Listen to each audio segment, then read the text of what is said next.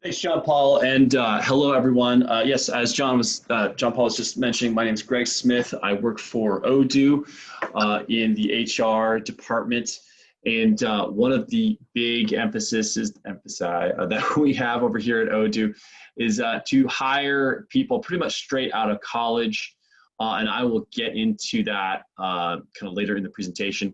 But I just want to emphasize a couple things right at the back. We are looking for straight out of college people, full-time positions at our office up here in San Francisco.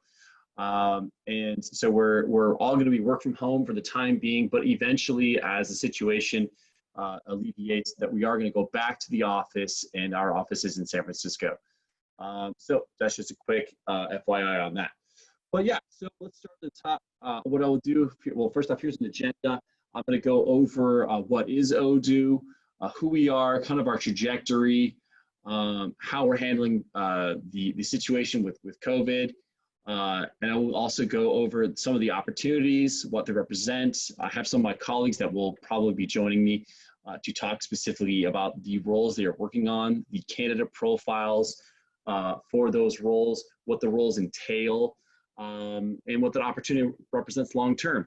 And then we will talk a little bit about some frequently asked questions, kind of provide some answers to that, and then we'll open it up to Q&A so that you guys can ask any specific questions that were not answered during the presentation. Okay, so yeah, let's dive right in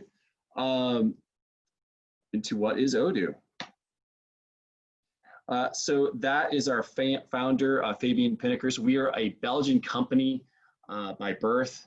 And the office over there in Belgium is about 700 individuals. Our San Francisco office is in charge of the entire Western Hemisphere, pretty much, basically the HQ for the Western Hemisphere. It's another 200 employees. We also have an office in Mexico City, as well as another one in Buffalo, New York, which are just burgeoning, just starting.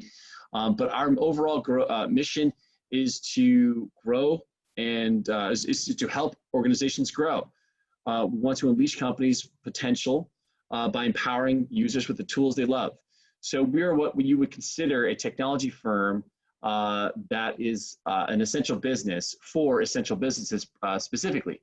A lot of manufacturing and construction companies, pretty much anything in the supply chain, are really finding a lot of use and value in Odoo right now, and we sign up a lot of those companies in droves.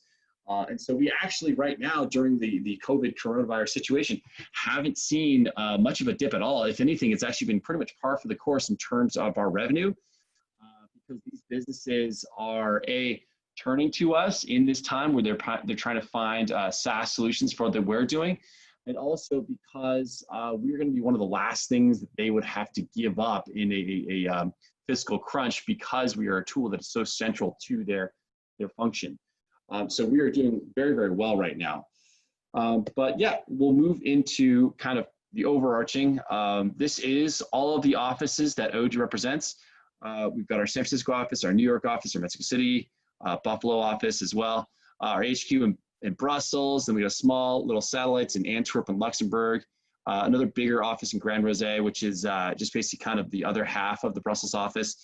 Then we have a Dubai office, and then another one in Gujarat, India, and then Hong Kong as well, all working on kind of different markets, but as well as that, there is different subsidiary functions of those offices, depending on where they're located. But right now, we have 5 million active B2B users that are, so those are clients with employees that are using Odoo on a day-to-day basis. And if I could just get rid of some of these controls, you could, hopefully this is able to be seen. But let's see here. Basically, we get a lot of downloads daily. We get about 1,000 new B2B clients a month that are, so those are new companies that are using us, SMB as well as enterprise. So it's been a very rapid growth rate that we've had.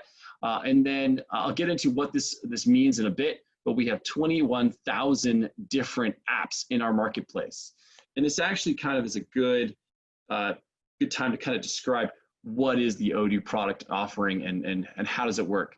So what we are is what's called an open source SaaS ERP. And what that means is that what we sell is 50 core business solutions that pretty much any kind of traditional style firm would most definitely be interested in.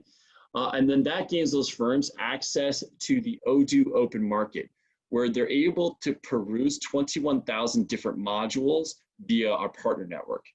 So what does that all mean? Let me set up a scenario to make it really simple to understand.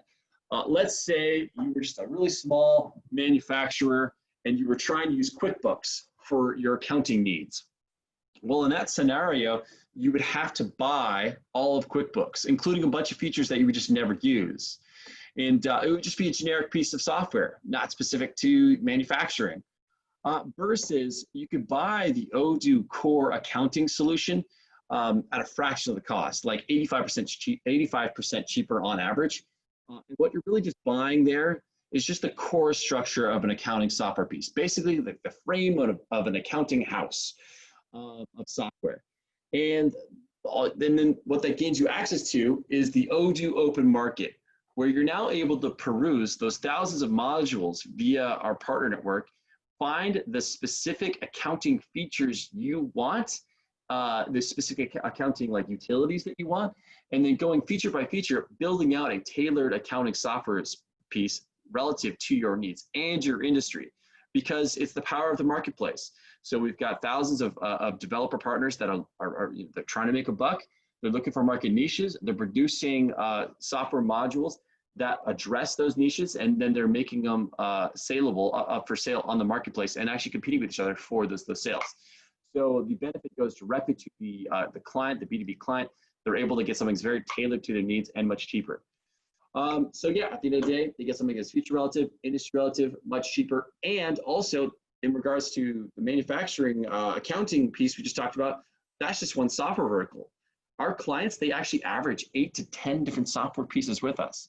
And if you were trying to do that with, say, independent vendors, I mean, that's different pricing schemes, different haggles, different renewal periods, and just software that doesn't communicate. Like they don't have APIs or middleware between each other. And if they do, they will try to charge the client for it. They'll be like, yeah, we run with Salesforce, but that's going to cost extra. Or some patch between the two, which happens all the time, by the way, will eliminate that middleware and it has to be reassessed, redone. So it's a lot of headaches that especially SMB shops just don't have the bandwidth to deal with. Odoo solves all this because everything we offer is through a unified API. Everything just works. And yeah, with this simple structure, we have been wildly successful. As I already mentioned, we've got 5 million active B2B users. We have been bootstrapped and profitable since 2017. Like I said, we get 1,000 new clients a month, and we are growing organically off that revenue stream every day. And so that's why we've had such a rapid growth, and that's why we're actually hiring in the middle of a market downturn, because we have a much more solid footing than most tech companies you might come across in this current market and climate. So yeah, this is basically a chart that shows what it could look like if you're a company where you're using a bunch of different providers to do all of the different needs you might have, and try to have them interplay, and it could just be a real a big headache. Very stressful to kind of manage all of those vendors versus you could just use Odoo. Everything in one place, everything's seamless, everything just works. So these are some of the different software verticals that we are competitive in. I mean, we have everything from a website builder, an e-commerce, the blogs, the plugs, everything that goes into all of these different broad stroke, macro software verticals and the subsidiary software verticals within those. We have something that is competitive. We use these tools in-house, and then we also provide them, we sell them out to clients, and we are continuously evolving these software pieces every day. Because we're able to work on them internal, and then we're able to also look at what is a popular feature from the developers that would be definitely something that everyone should be getting access to. So our software's adaptiveness and proactive adaptiveness, like we're able to see what they're going to be wanting going forward, is much stronger in a lot of these verticals than, say, what the other competitors are trying to do with an internal developing team. So yeah. Getting into the roles. So we'll start with technical support. And Ash, are you in on this call? If so, please speak up. Otherwise, I'll hop in here and keep going. I'm right here. All right, so let me introduce Ash, Neil. Ash, take it away. Go ahead, talk about the role as well as the candidate profile, and we'll go from there, okay? Definitely, thank you. Yeah, so the technical support specialist role and what we're looking for in the candidate profile. So what is a technical support specialist role? So first off, the role is going to be going to help our customers and end users with the software, with the various issues that come about. So first off, the role is not actually a call center type of role whatsoever. I know people tend to assume that when you hear support in any tech company. There are calls, usually about 2 hours most in a work week. There are some emails and live messaging, but the biggest part of the job is actually resolving tickets and issues that come about with the software to help our end users. And those tickets can vary from 5 minutes to 2 days where you're working with engineering to fix any issues. So for this role specifically, we always look for people that are love solving puzzles or just or like learning new things, because like Greg had mentioned, we have over 50 different software verticals that you're going to have to learn. So this role comes up with about 4 months of training to get to a point where you're working on your own. So quite a hefty bit of training. And so the best part about that is there's continuous training after that. And it's just a role that you'll probably enjoy if you just love solving puzzles and interacting with different types from people from all over the world, because you're going to be talking to people from North America, South America, anywhere really. So that's one of the best parts about the role, is just the continuous learning and just, again, if you like puzzle solving, this is the role for you. There's a lot of growth in this role where you can take this role to one of our business systems analyst role, which we might go over, I'm not sure, later. And then the other best part about this role is just because once you've been here with Odoo for a while, you'll know all the different software verticals and know their ins and outs, and you can actually be the one to sell it, which I think we're going to go into our sales role here in a little bit as well. For the candidates that we typically like to hire for this role, they usually have a business degree in some capacity, or just know the different aspects of supply chain and business departments. And so if you are that, this is the role for you. And also, I think that's about it, Greg, top of my head. Yeah, no problem. So definitely something that Ash brought up that I definitely want to highlight is that for all of our roles, like I mentioned earlier, we are able and willing to hire people straight out of college with little to no experience. Because one of the things that Odoo does that is not common in tech is that we have a heavy emphasis on training. And the reason what we do that is for two reasons. One, we can warrant the risk of that investment leaving or walking out the door, because like I said before, we're a bootstrap company. But on top of that, we have to. We are not just in one software vertical selling one use case to one audience. We are in 50 different software verticals, which means that everyone we hire in any client-facing role, they have to spend a much longer time learning all of those use cases. And we want to make sure that that is well understood. So we do that via a myriad of different tools and tactics and strategies. We do product walkthroughs, we do mock demonstrations, we do a lot of hand-holding. I think the first month you spend watching webinars. So at the end of the day, you can understand all of these SaaS software use cases. And I mean, the impact on someone's career long-term is obvious, right? And that includes technical support. The other thing I would also mention how the technical support role is different than some other roles you might come across is that it is a very low ticket role. A lot of other technical support / you might find a different title called help desk roles that you come across, they're a very high volume, much more siloed role, which means that you're basically a problem solver of one particular problem within one particular vertical. So they're kind of like the client provides a little bit of insight into what their problem is, and then that filters that client's problem to your specific team or specifically you, and you solve that same problem in a high volume way. Versus here at Odoo, it's a much lower volume situation, a much lower volume ticketing, but you are always getting a different situation. You could be working on a problem that is very small and unique to one software vertical. You could be dealing with something that's much bigger and abstract. You are the person that is evaluating, interpreting, and doing the decision-making on how to solve this problem. So like Ash mentioned, we're looking for problem solvers, people that are smart, hungry to learn, and are able to evaluate, interpret, and provide a solution to a problem. And then Ash, do you want to also talk about the junior full stack engineer role? So for the junior full stack engineer role, we're looking for for individuals that want to work on the front end, the back end. So the languages that we prefer we're pretty much built on Python here. So we would love for you to know some Python. C, C++, all that stuff is great, but we are heavy emphasis on the Python. This role is also not going to be a role where you're essentially quote unquote a coding monkey, as I've heard before, where you're actually going to be talking with customers and everything. You're going to be helping them with their needs and everything. So what else I'm trying to think, sorry. And also for this role, we do hire people out of college as well. Actually, the first 4 people this year actually hired fresh out of college, and they're all doing great in the role. Again, front end, back end, but also just a place where you're going to be able to learn, just like a technical support specialist role, where we will teach you what you need for the role and to help you grow overall. Excellent. Yeah, I mean, as Ash mentioned, and to re-emphasize the fact that we do hire people straight out of college, I believe it was 4 or 5 people that we hired this year, so that's in less than 6 months, straight out of college, and it was actually from the California public university system.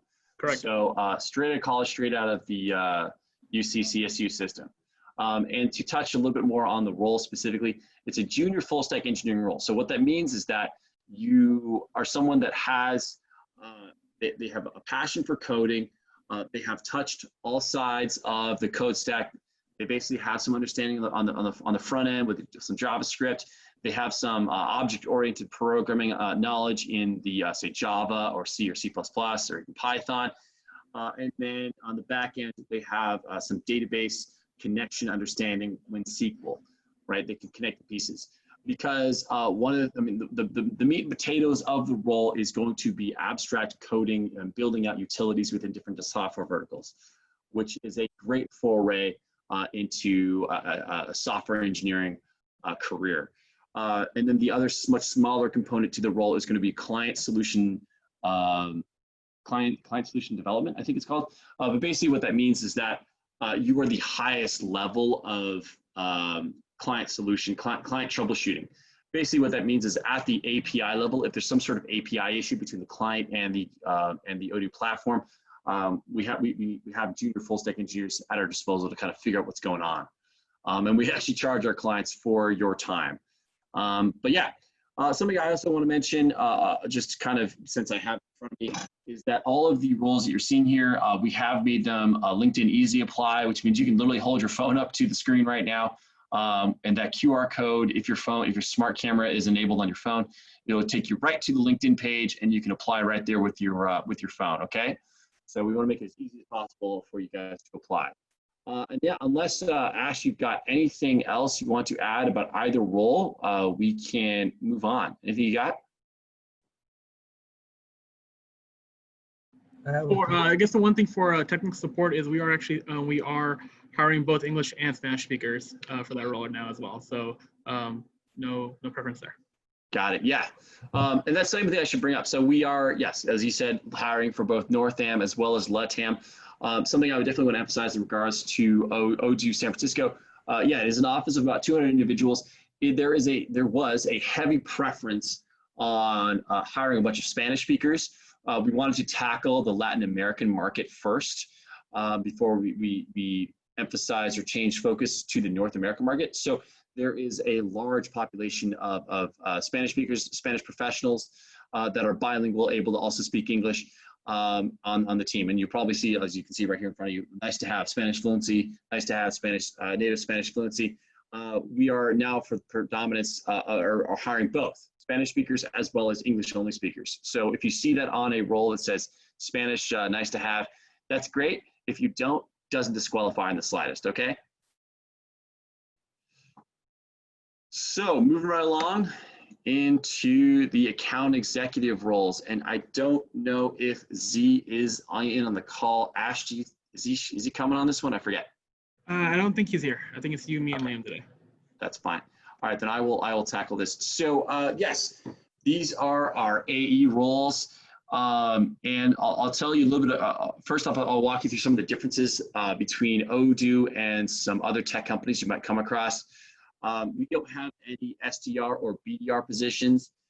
And what that means is basically the traditional career path in direct sales is it goes SDR, then BDR, then account executive. And what an SDR does is they're qualifying inbound leads, basically doing a discovery call on those leads and then handing them off to the account executive who will carry that prospect to close.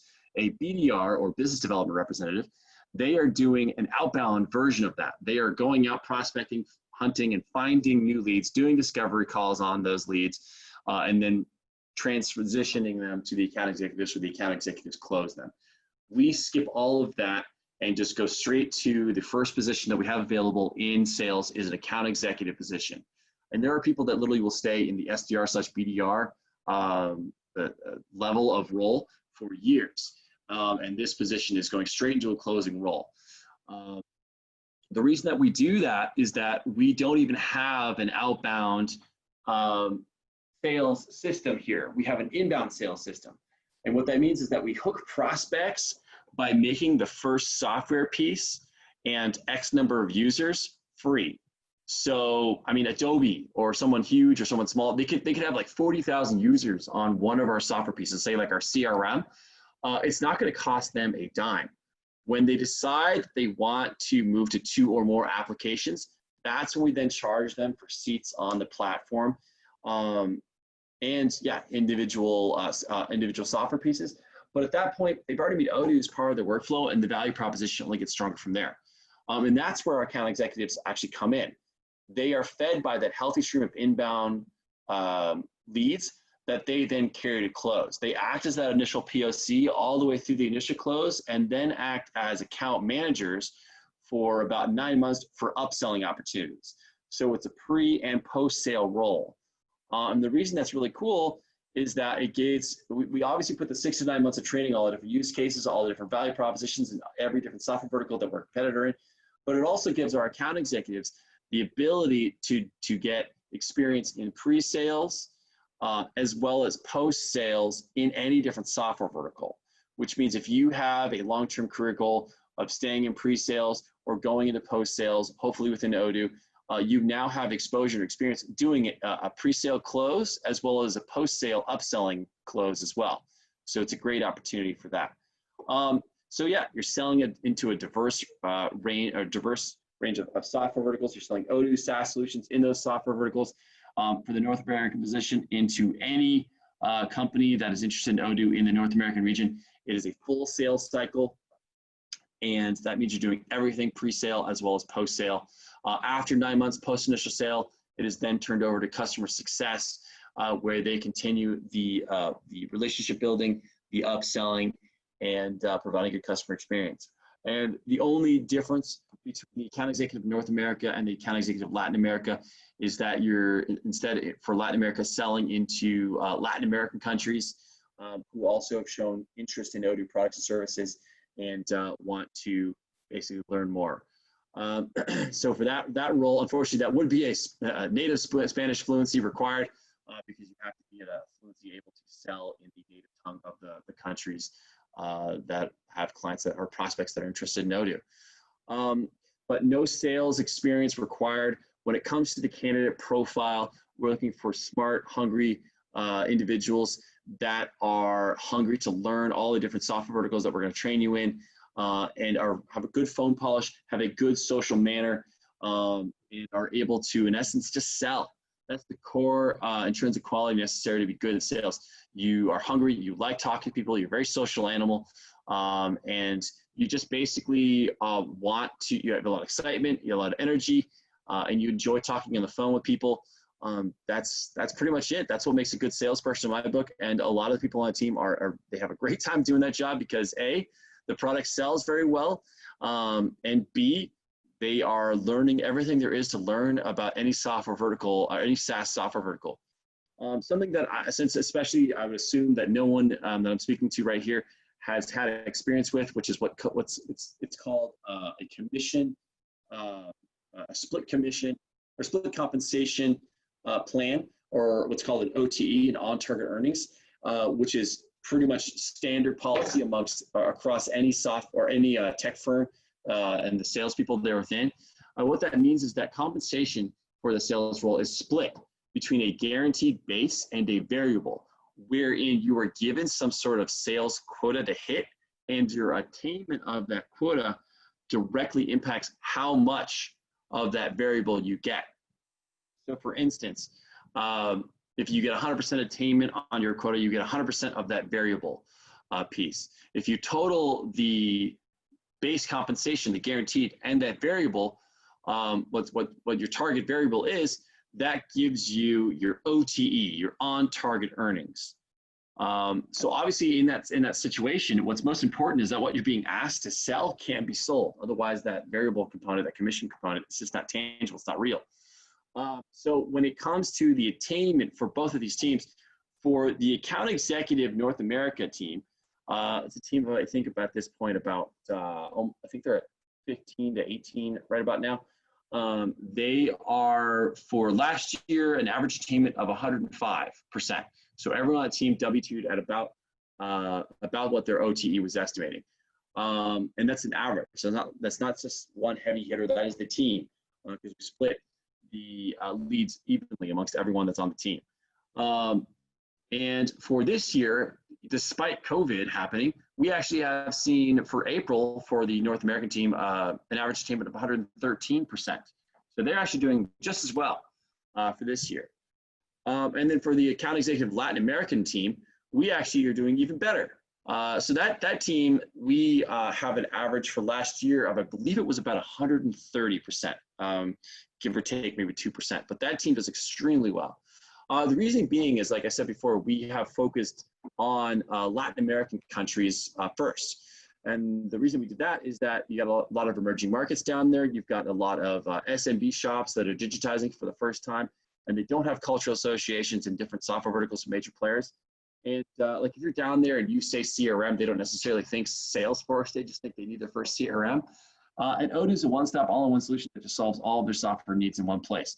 So we signed them up in droves down there on the account executive of Latin America, the Spanish-speaking team, does extremely well. And by the way, so when it comes to the commission component, it's uncapped. There is a multiplier, which means as you get more and more sales, you get a bigger chunk of each sale. But everyone on those teams is W-2ing at or definitely above the OTE that we had put for them. But yeah, so those are the direct sales positions that we currently have open and that we're still trying to fill right now. Moving forward is the partnerships role. Liam, if you're here, we can have you kind of go over those roles real quick.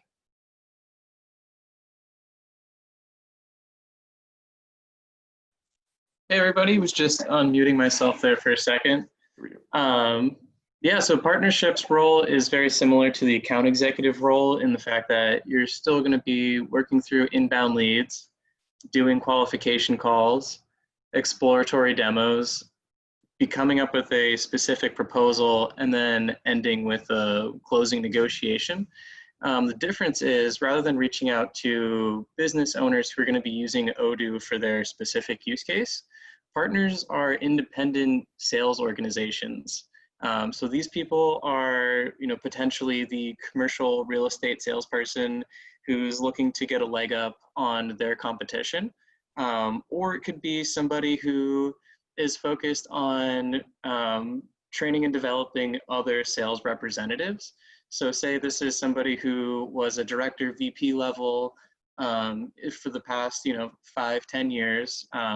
Maybe something happened like COVID right now, where there was a round of layoffs with their current company and they were let go. People like that typically tend to say, what's the next step in my career, and flip that into a positive thing and create an independent sales organization. So that will give them a couple different benefits. One is they can sell whatever they want. Two, they can become a certified reseller. And then 3, they're their own boss. So you'll see a lot of people out there who will maybe have 5, 10, 15, 20, 25 other people beneath them. And those are going to be looking for opportunities like ours. So what they'll do is basically run their own sales organization, their own sales cycle. And what we try to do is work with them really closely on the partnership side so that they're a certified reseller of Odoo product and services. They'll also be implementing their own information as well. So they're kind of like managing their accounts, and they're making a large amount of money, you know, on their own side of things. So with that said, they're basically their own independent organization. They're not a 1099 contractor like you see with Uber or TaskRabbit or Lyft or anything like that. They are their own incorporated LLC, you know, whatever have you, whatever they want to do. And then what we do is work with them on trying to become a certified reseller. There's 2 different territories. North America covers Canada and the USA, and then Latin America covers Central and South America. The main requirement for the Latin America one is to be able to feel comfortable enough to speak Spanish to people who can only speak Spanish, rather than trying to, you know, use a mixed bag of English, Spanish. You know, I think that's about it. You know, if you didn't feel comfortable with your Spanish, go ahead and apply for the account executive North America one. You know, those are definitely the same position, basically just 2 different territories. The idea there is you're doing the same qualification calls, you're doing the same exploratory demos. The difference is we're going to be working with them on training and retaining their team. We're going to be helping them, you know, basically with that whole process, rather than the customer success team, which is going to help the account executives. We also have the channel account managers, or what we've recently started calling partnership managers, which I believe is on the next slide. Did you want me to advance it? Yeah, so just hold on 1 second. So if you're more interested in like a hunter closer type role, this would be your opportunity to hit those scan me buttons. You know, I can wait here for like a minute or so, see if you guys have any questions about these roles specifically. I think we're going to probably save questions to the end. Okay. But I definitely, on top of what you said, Liam, I want to highlight that the attainment for both of these teams is still well over 100% on average. These are very successful teams. In fact, if I'm not mistaken, this is one of the fastest growing teams at Odoo. Is also one of the newer teams. And what they are selling is basically the ability to sell Odoo products and services alongside a client's own. Like if you're a small company, a small tech firm, and your product works really well with Odoo, you can actually choose to sign up with Odoo to sell Odoo products alongside your own, and they pay us a subscription membership fee, and then they're basically drumming up sales for us that the partnership team is then going to be able to hand off to the post-sale team. The reason that this role is very interesting is that you're doing all of the same training that all of our direct sales teams are doing, but on top of that, you have a very diverse sales situation that you're able to entertain, because you're selling those memberships, you're selling Odoo products and services, because you can also sell those Odoo products and services to those actual specific partners that want to sign up. You can sell it directly to them. And then on top of that, you can actually help do the first sale. So if that partner comes to Odoo and says, hey, I've got this company, they're interested in signing up with us, but they also are interested in signing up with Odoo because that's what brought them to us in the first place. You can actually do that first sale, and you can sell to that partner's prospective client. So it's very diverse situation, and every day is different. It's not just a smile and dial situation, which you might come across in some other pre-sales roles. It's definitely a situation where you're going to be able to, every call will be different. Just like the other direct sales roles, they are all inbound leads, which means you're going to be talking to people that have already demonstrated they have interest in working with Odoo to sell their products and services to prospective clients. And then on top of that is just independent sales shops, companies that want to work with us to sell our products and services as their main, their partnership with us, as their main offering. They literally just live to sell Odoo products and services. And we have quite a few companies that literally their entire operation is just selling Odoo products and services. So yeah, that is kind of the overarching on the partnership team. I believe it's a team, and Liam, back me up, I think it's a team of 22 at this point. Am I right on that? For partnerships, I think it's about 15 right now. Oh, it's okay. But for channel, I think it's about 22. So in total, you're looking at like 38 people, 37 people total who are managing the indirect sales teams. And we don't actually have the channel position on here, if I'm not mistaken. I thought I just saw it. That's customer success. Oh, okay, cool.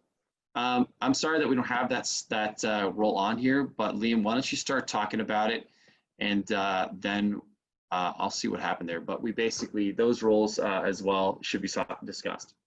Sure. Yeah. So similar to the account executive side. So basically, once somebody has talked to that partner, brought them on board, partner's ready to go. They're getting ready to like ramp up their team and train their team. Our partnerships side is more focused on finding partners. So they're going to transfer those people who are already signed up to the next phase, which is now they're talking to a channel partnership manager. So it's similar to an account manager or a customer success manager in that you're managing a relationship. It's just that relationship is more about what that business partner is going to be doing. Maybe it's somebody who is working with that tech stack, like how Greg mentioned.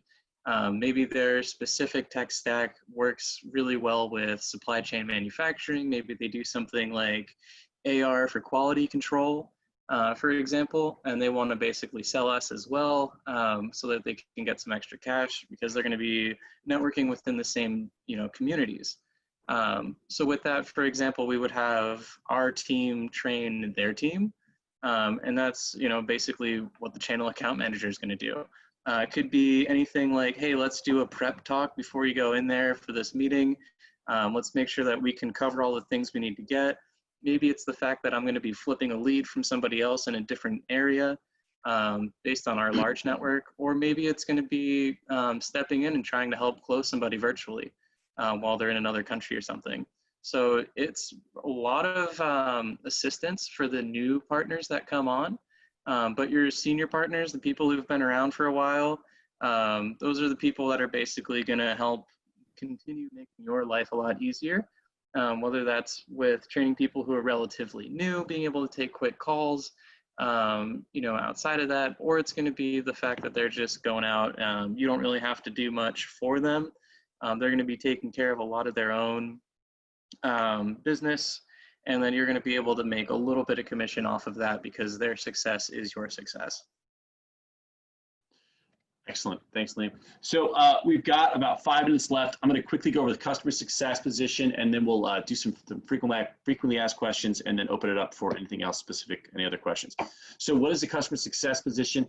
It is a post-sale upselling position at its heart. And what that means is that after the AEs, the account executives are done with their ownership over the client, they hand it over to customer success, who then does 3 things. 1, providing good customer experience, basically making sure that the relationship is strong and built up.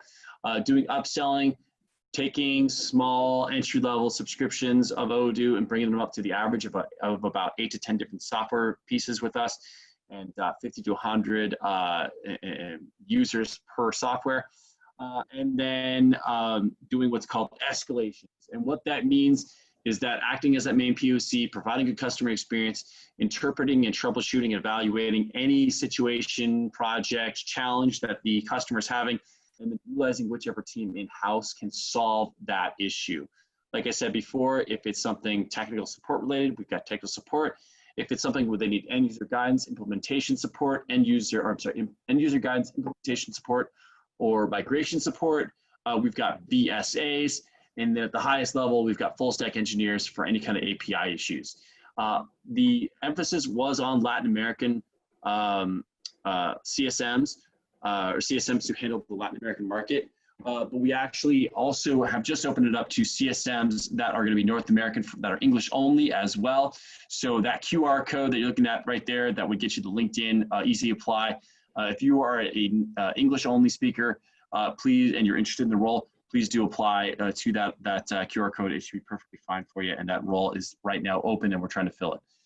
And that's a team of 27, I believe. And that team, in terms of attainment for their sales goals, for 2019, it was 123%. So that team does extremely well. Everyone on that team W2s well above the OTE that we set for them. Okay, so moving right along, let's answer some frequently asked questions. What's our strategy during COVID? We are a profitable tech firm looking to safely expand during these uncertain times, but our products and services are fully in the cloud, and working from home is the current status quo. Right now, eventually we will go back to the office, and as I said, we're about 200 employees in an open office space, but right now everyone's working from home very successfully. So the impact on our business and our day-to-day hasn't been too dramatic. Next question, how is the company shortlisting candidates for interviews in the present day? We have a strong emphasis on ability, experience, and critical thinking skills. Our interview process is geared towards assessing those strengths. One of the biggest challenges, I think actually the biggest challenge for anyone that's joining Odoo is that there's a huge emphasis on learning here. We spend 6 to 9 months or 4 to 9 months, something like that, on training in every different software vertical. So we need people that are smart, hungry to learn, and able to sponge up the amount of information that's going to be coming at them. And we try to identify that characteristic during the interview process. How many positions is Odoo currently hiring for? Currently looking to fill 66 roles at our office in San Francisco. We have a target growth rate, employee growth rate of about 65% year on year, which up until recently was really hard to hit in San Francisco, but it's still a dramatic growth rate that we're trying to hit. When I joined in April of 2019, we were at 100 employees. We are now at 200 employees. So we've hit that growth rate and then some, but it's a vapid rise that we're going for here. Does Odoo sponsor visas? Currently, candidates requiring immediate sponsorship are not being considered at this time, though there is a kind of a case-by-case when it comes to STEM OPT candidates for the LATAM positions. So if you're a native Spanish speaker and you're a STEM graduate, meaning that you have got a 3-year OPT situation in front of you, that would be something that we would consider. But that is also going to be position by position about what the policy is. I would definitely apply if you were in that situation. Internships, we don't offer internships at this time. Just pretty much across the board policy. We're looking for full-time hires. Interview steps. What will be the next interview steps? All interviews are done via phone and video with the recruiting and HR managers. So what you would do is you would apply. If we like what we're seeing in your profile, we would reach out to you and we would schedule a phone screen, and then we would go to a video call from there, and then we would go to what we're calling a video on-site from there. And everything from a soft offer to a hard offer to a first day, it's all online via phone and video.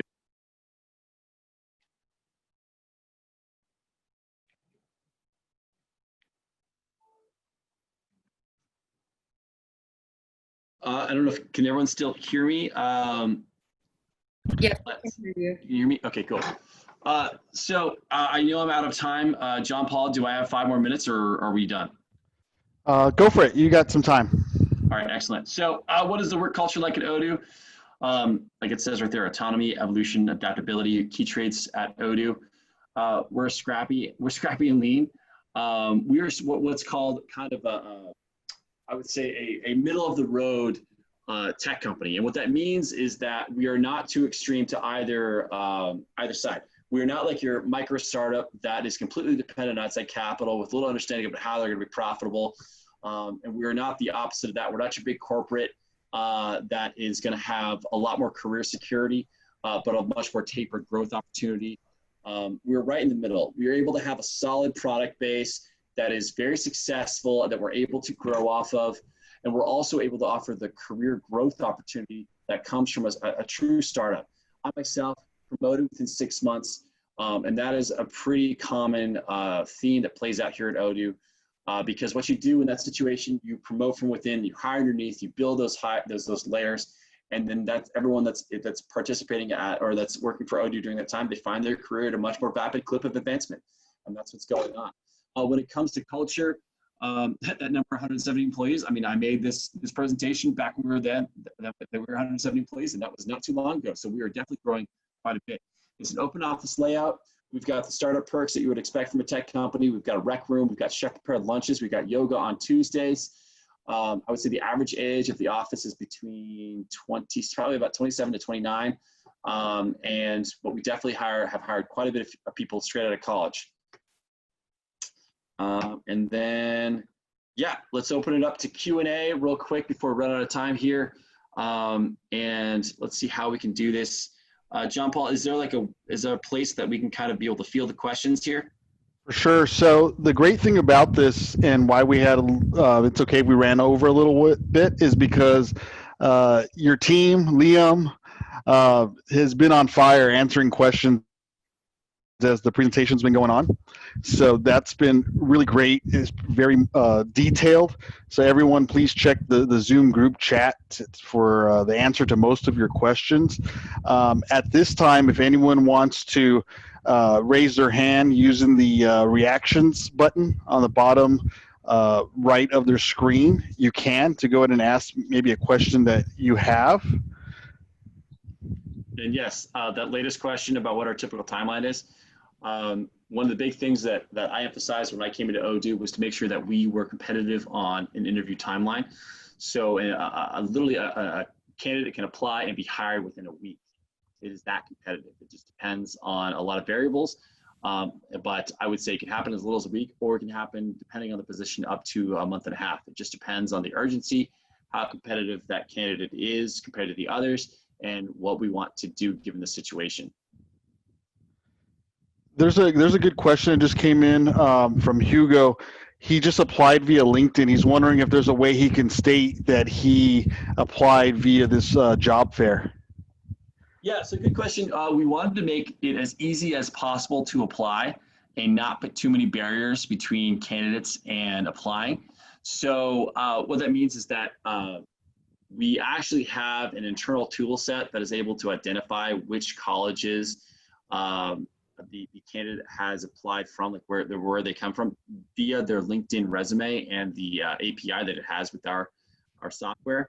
So don't worry too much that you're not applying via, say, the CSU system that you have, the career website that you're applying via LinkedIn. We're able to still see the difference and measure it.